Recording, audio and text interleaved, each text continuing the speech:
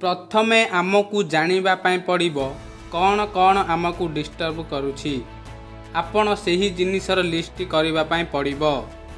ताहाकू सबुदिन पाई दूर करिबा पाई पड़िबो। जेबे आपण पढ़िबा पाई बसिबे आपणक मोबाइल आपणक पाखरे रही थाए, सेथिरे कॉल मेसेज आसी थाए, सेथि पाई आपण डिस्टर्ब होउछंती। एहाकू आपण दूर रखिबे किंबा स्विच ऑफ करी रखिबा पाई पड़िबो।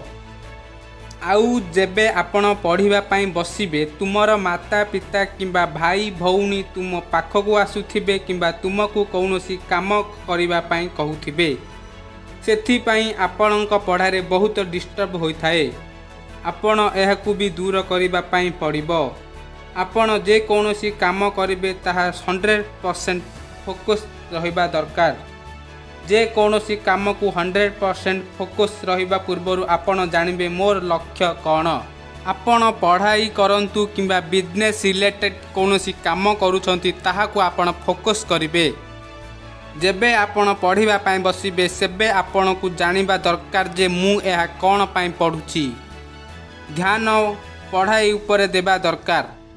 आपण को कौनसी पैराग्राफ बारंबार पढ़िबा दरकार जेते बेले पर्यंत तुमको बुझा पड़ी नाही।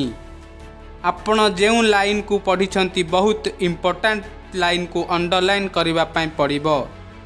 जेते बेले आपण पढ़िबा पाई कम टाइम पढ़िले मध्य सबु बेले मने रहिला भली पढ़िबा पाई पड़िबो। एहा आपणक प्रॉब्लम कि आपण केबे पढ़िबे, तुम ऊपर डिपेंड तुमे केबे पढ़िबा पाई चाहुछ। आपणक मन को सकाळ किंबा संध्यारे केते बेले इच्छा हेबो सेते बेले पढ़ी पारिबे। जेते बेले भी आपण को कंफर्टेबल लागुछि सेते बेले आपण पढ़ी पारिबे। फोकस दुनियार सबु ताकत ठारू गुटे। जदि आपण कौनसी एक ऊपर फोकस करूछंती ताहेले आपण को 100% रिजल्ट मिलिबो।